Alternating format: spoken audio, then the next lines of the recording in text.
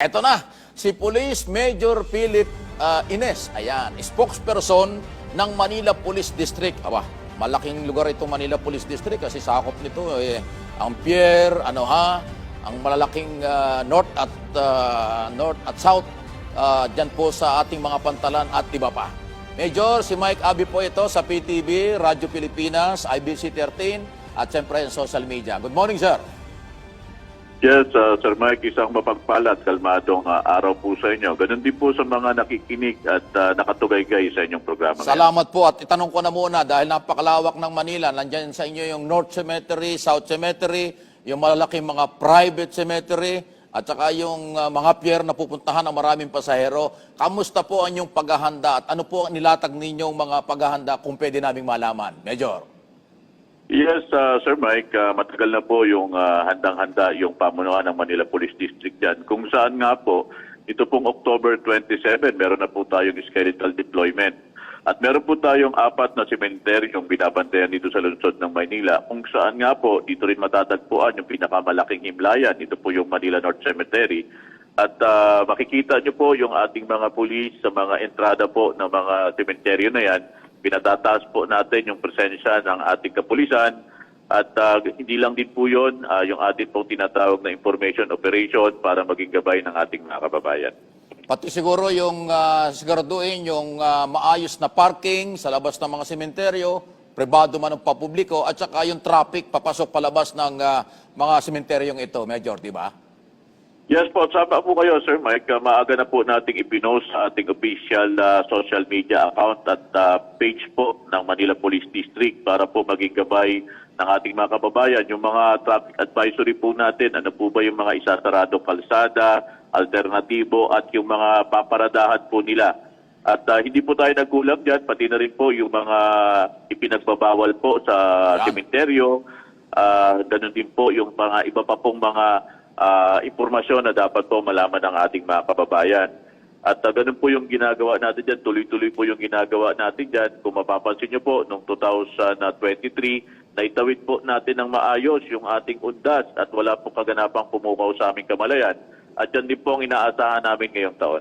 Ay, tama po yan. At saka, alam naman natin na kahit nung nagdaang mga COVID, nung mga nakaraang taon, naging problema nga talagang pagdalaw. So, nakaraang taon 2023, nakarecover na yung mga kababayan natin. Lalo na ngayon, sigurado, mas marami. So, sa inyong pagtaya, ilang milyon ang maaaring magpuntas? Doon pa lang sa North Cemetery kasi pinakamalaki ho talaga yan Pasintabi na, Major. Pagtaya lang. Yes, Sir Mike. Base po dun sa ating datos natin doon, meron po tayong naitala dito na 1.5 milyon po mga kababayan natin. 1.5 million, wow. Yes po. Dito po yung mga kababayan natin na dumalaw sa kanilang mga mahal sa buhay, dito po lamang yan sa Manila North Cemetery. At hindi pa po kasama dyan yung 3 cemetery yung binabantayan natin dito sa lungsod ng Maynila. Kung saan dito naman po sa Manila South Cemetery, meron po tayong naitalang mahigit 1.5 milyon. At dito naman po sa La Loma ay meron po tayong almost 800,000. At yung sa ating pong Chinese Cemetery, meron po tayo na italang mahigit 5,000 pong mga kababayan natin ang dumalaw dyan. So Major, ano po ang bawal dalhin at bawal gawin sa loob ng sementeryo ng ating mga kababayan?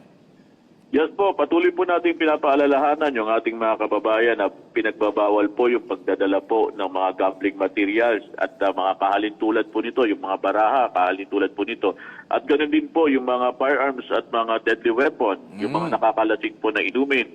Ganoon din po yung mga flammable materials, yung mga malalakas po nating sound system. Yan. Bawal din po tayo mag-overnight stay sa loob po ng ating mga himlayan at bawal din po yung mga vendor sa loob.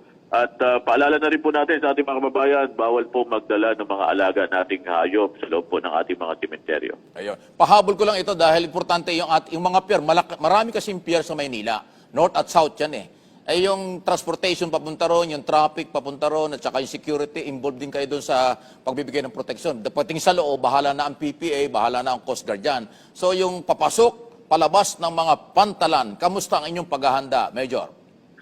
Yes, meron lang po tayo. Lahat po ng mga major thoroughfare natin, yung ating mga transportation hub and terminal, meron po tayo mga pulis na nakaantabay dyan. Yes. At meron lang po tayo dito nag-iisang pantalan. Kung hindi po ako nagkakamali, ito po Pier 4 na matatagpuan po dito sa Maydalpan area. Yes. Meron din po tayo mga nakamonitor dyan at inaantabayan na po natin dyan.